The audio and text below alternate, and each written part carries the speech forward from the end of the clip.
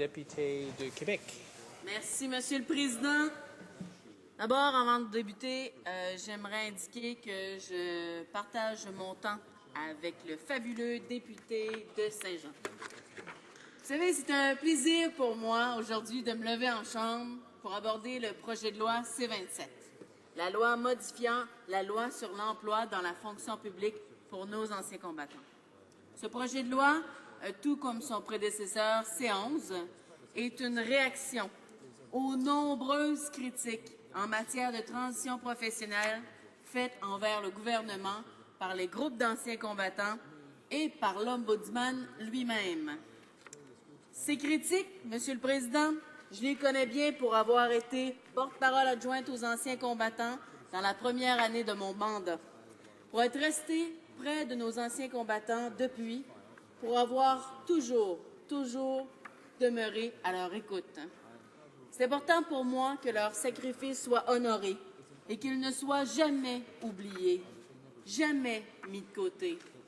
En ce qui me concerne, contrairement au ministre des Anciens combattants, je ne tournerai pas le dos aux anciens combattants, je ne tournerai pas le dos aux militaires, surtout pas quand ils m'interpellent. D'ailleurs, je profite de l'occasion pour saluer chaleureusement les anciens combattants de Québec, en particulier la Légion royale canadienne, qui fait à Québec un travail exceptionnel. Le projet de loi C-27 ne répond pas aux attentes, Monsieur le Président. Les anciens combattants sont pourtant clairs dans leurs demandes. Ils veulent des services de première ligne, ils veulent du service, comme eux nous ont aussi rendu service. Ils ont été là où personne ne voulait aller, parce que le gouvernement leur a demandé, et aujourd'hui, ils veulent simplement que le gouvernement comprenne qu'au retour d'une mission, certains militaires ont du mal à réintégrer le marché de l'emploi. Certains militaires deviennent rapidement des anciens combattants, malgré eux, en raison de blessures de guerre physiques ou psychologiques. Je le répète, Monsieur le Président, ce n'est pas par choix que ça arrive. C'est bien important de comprendre ce deuil qu'aura à faire un militaire blessé, car c'est bien d'un deuil qu'il s'agit.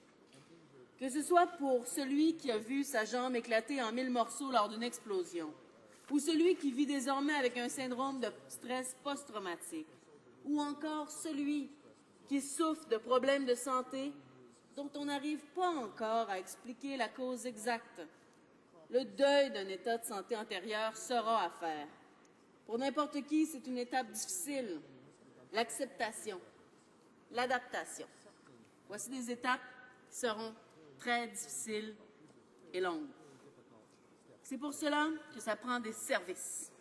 Ça prend du personnel ancien combattant Canada pour passer à travers cette épreuve difficile, Monsieur le Président. Mais ce qui est particulier des militaires, c'est que contrairement aux civils, ils ont été programmés.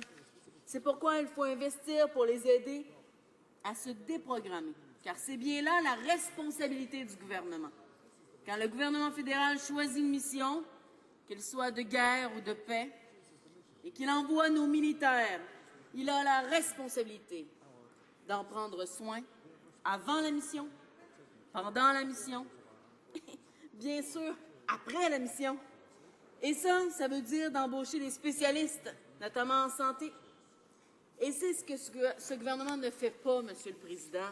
S'il le faisait, on ne lirait pas continuellement dans les nouvelles que des militaires et des anciens combattants se sont enlevés la vie parce qu'ils n'ont pas obtenu les ressources nécessaires, parce que c'est là où on en est rendu. Car j'entends mon collègue d'en face dire que jamais ce gouvernement n'en a fait autant. C'est faux, c'est rien de plus faux. Et ça, les anciens combattants savent, et toute la population canadienne aussi le sait, que jamais ce gouvernement-là en a fait aussi peu pour nos anciens combattants. Le projet de loi C-27 n'aidera aucunement les anciens combattants qui ont des difficultés à faire une bonne transition professionnelle. La très grande majorité d'entre eux n'ont pas les diplômes nécessaires à l'obtention d'un emploi dans la fonction publique, et ça peut être même très long avant de pouvoir les obtenir, tandis que d'autres n'ont simplement pas l'intérêt d'un emploi dans la fonction publique, et il se peut fort bien que l'emploi en question ne soit pas adapté au nouvel état de santé de l'ancien combattant. Dans la vie d'un ancien combattant, il y a des jours où ça va bien, d'autres jours où ça va vraiment pas bien. La santé peut être bonne un jour et mauvaise l'autre jour. C'est très instable. Bien sûr, les médicaments peuvent atténuer la douleur et les effets secondaires, mais rien n'est certain. Le 20 juin 2000, l'ex-lieutenant général Roméo Dallaire est amené d'urgence à l'hôpital après avoir été découvert sur le banc d'un parc à Hull. Intoxiqué, souffrant d'une réaction à des antidépresseurs, l'événement a failli le plonger dans le coma. C'est alors que le monde civil s'est réveillé, qu'il a découvert ce qu'était le syndrome de stress post-traumatique. Et on ne veut pas retourner à avant qu'on ne connaissait pas ça puis qu'on n'agissait pas en conséquence. Il faut agir par rapport à ça. Il faut constater que c'est une réalité, donner les ressources nécessaires pour ça. Personnellement, c'est un mal sur lequel j'ai beaucoup lu. J'ai aussi rencontré de nombreux anciens combattants qui en souffraient. Et je sais comment ils luttent à tous les instants pour être dans le moment présent avec nous. Et je sais qu'ils doivent pouvoir compter sur des ressources fiables et disponibles et efficaces. D'autant plus que cela peut se déclencher beaucoup plus tard. Ça peut être 2 ans après l'événement, ça peut être encore 20 ans après l'événement. On ne sait toujours pas. Le 26 août 2013, l'Ombudsman des anciens combattants a publié un rapport concernant la formation professionnelle des anciens combattants en transition vers le secteur civil. Aucune des recommandations de l'Ombudsman ne figure dans ce projet de loi, ni celle du vérificateur général datant de l'automne 2012. Le NPD pense que le gouvernement conservateur devrait mettre en place les recommandations de l'Ombudsman au lieu de les foutre sur une tablette. C'est une honte qu'un rapport d'Ombudsman ou qu'un rapport du Bureau de la sécurité des transports ou n'importe quel autre rapport qui a été compris par tous les partis politiques, on s'est entendu en comité parlementaire, qu'on a agi. C'est une honte complète que ces rapports-là donnent sur des tablettes par une pure idéologie conservatrice qui est derrière tout ça. C'est tellement abominable, ça n'a pas de maudit bon sens.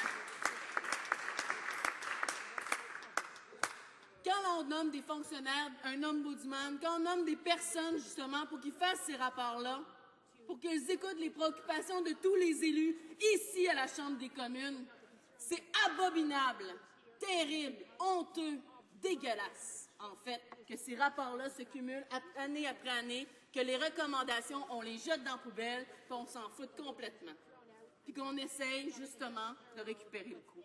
C'est tellement fou, j'en reviens pas. Un gouvernement responsable, Monsieur le Président, ça fait pas ça. Ça, c'est clair. Mais ce qui me met encore plus hors de moi, c'est le fait que le gouvernement a délibérément décidé d'équilibrer le budget sur le dos de nos anciens combattants. Il a décidé de faire des compressions budgétaires plus importantes auprès de nos anciens combattants. Un affront que n'a pas osé faire Londres ou même Washington, même en temps d'austérité. Non, eux autres, ils n'ont pas fait ça en temps d'austérité. Au fond, c'est pas si surprenant de la part d'un gouvernement conservateur et responsable qui n'a toujours pas retrouvé la facture de 3,1 milliards de dollars dépensés en lutte au terrorisme. Et ça, plus d'1 an plus tard, on est encore en train de chercher la facture. Où est-elle? Comment est-elle dépensée? 3,1 milliards de dollars, elle s'est envolée. On n'a aucune idée. On n'arrive pas à mettre ça sous la main. Mais par contre, on coupe auprès de nos anciens combattants. Ça, il n'y a pas de problème, hein? Il est vrai que ce gouvernement conservateur n'a pas le courage qu'il devrait avoir. Il est incapable de fournir toutes les informations pertinentes au directeur parlementaire du budget lorsqu'il fait des compressions budgétaires, prouvant ainsi qu'elles sont faites les yeux fermés, à la hâte et au hasard. C'est comme ça qu'on gouverne. C'est terrible. C'est complètement odieux. Et c'est bien là pourtant où nous sommes rendus en 2014 avec un gouvernement conservateur, que je devrais nommer réformiste. Le gouvernement conservateur devrait avoir honte de proposer des demi-mesures qui n'auront pas d'impact réel sur la qualité de vie de l'ensemble des anciens combattants. Il devrait avoir honte d'agir comme il agit. Et moi, pour avoir été longtemps sur le comité des anciens combattants, quand je regarde ce qui pourrait être fait auprès des soins de santé auprès de nos anciens combattants, à long terme notamment, un meilleur suivi, on pourrait avoir des spécialistes. Quand je regarde aussi le tribunal des anciens combattants, la job qu'il ne fait pas, quand je regarde que, justement, on devrait donner des pensions décentes, éviter qu'un ancien combattant demande et demande et demande jusqu'à obtenir pleine compensation de ses droits, je trouve ça assez dégueulasse de faire ça à des gens qui ont décidé de se sacrifier pour nous. Merci, M. le Président.